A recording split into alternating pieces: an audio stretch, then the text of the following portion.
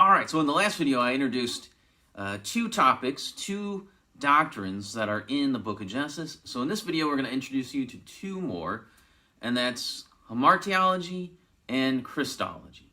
So what's Hamartiology? Well, Hamartiology is the study of sin. And so you definitely see this in the book of Genesis. I mean, obviously in the fall of Adam and Eve, you see sin. You see the introduction of evil into the world. And you see the first sinful creature, the first evil creature, who is Satan, who shows up in the form of a serpent, tempts Eve. Eve eats from the tree that she shouldn't be eating. She gives it to Adam. He willfully disobeys. And then you see, boom, you got sin in the world. We got problems.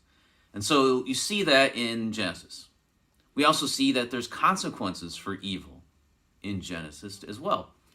And so right away with the fall, you got the pronouncement of the curse on the entire universe, the curse on Eve, curse on Satan, curse on Adam.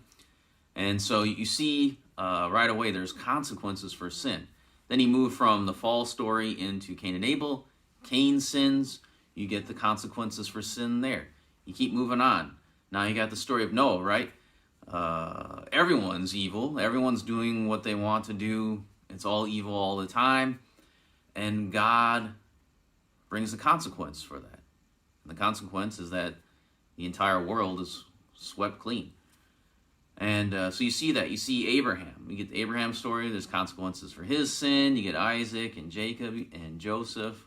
Those stories there, you see there's always consequences for sin.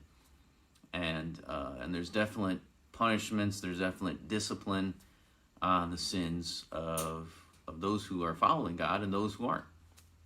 So you see that definitely displayed in Genesis. So that's one of the doctrines that we can learn about right away in the first book of the Bible. Then we get to the second topic, or second doctrine, which is Christology, which is the study of Christ. So this is all about Jesus. And we got to remember that the whole Bible is about Christ. And so you're going to find Christ in Genesis. You will. You find some of the answers about who Christ will be. Who will Jesus be? And one of the questions you get answered right away is, who would save us from our sin? That comes right away, again, in the fall story. With the promise to Eve that one of her offspring would crush the head of Satan, would crush the head of the serpent. Right away you get the answer to that, and answer to the question of who can save us? Who would save us from this evil, this curse that is on the world? Right away, right there, Genesis chapter 3. You also get the answer to the question, what would it take to save us? What does it require to save us from this? And so not only is the coming of Jesus mentioned, but we also are introduced to Christ's death and resurrection. These are foreshadowed by Noah and his family. We know when they got in the ark, God closed them in there. He closed the door on them, saved them, protected them in his boat with all the animals. And then when they got off, and they went through the waters, they got off the boat, they're in a whole new world now. Everything's going to be different. And so you have that kind of foreshadow of what God would do, that he would provide the salvation. He would provide what needed to be done. You also have the foreshadowing of Abraham.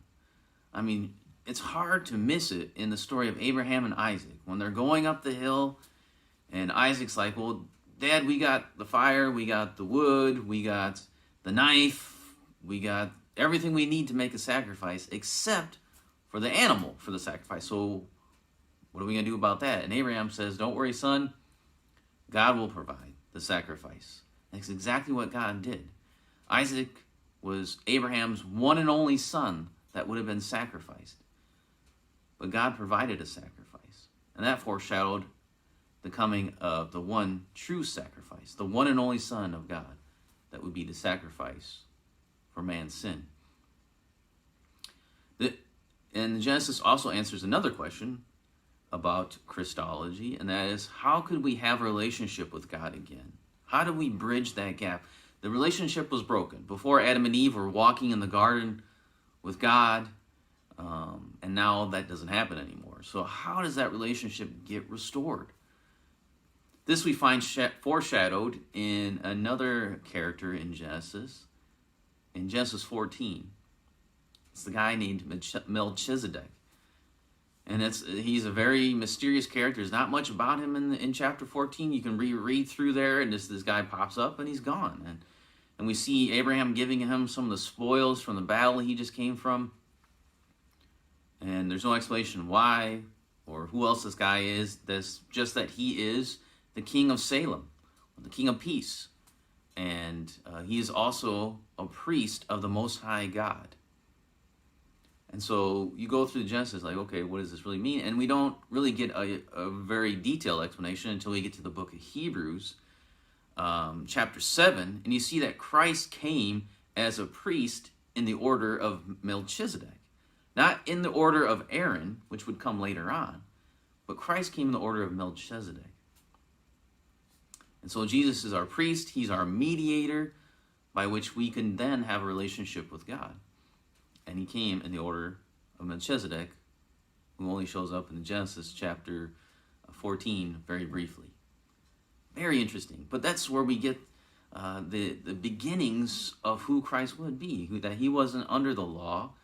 He wasn't under Aaron's priestly duties. He wasn't under Aaron's order. He was under the order of Melchizedek. So look that one up. Spend some time studying that. You get a lot of opinions on all that. But it's in there in the book of Genesis. So you already have this ideas of sin, of consequence for sin, of punishment for sin, of the coming of Christ, how Christ would come, that he would be the Savior. Get all that right away in the book of Genesis. So Genesis is a great book to study because you get to learn all these different things.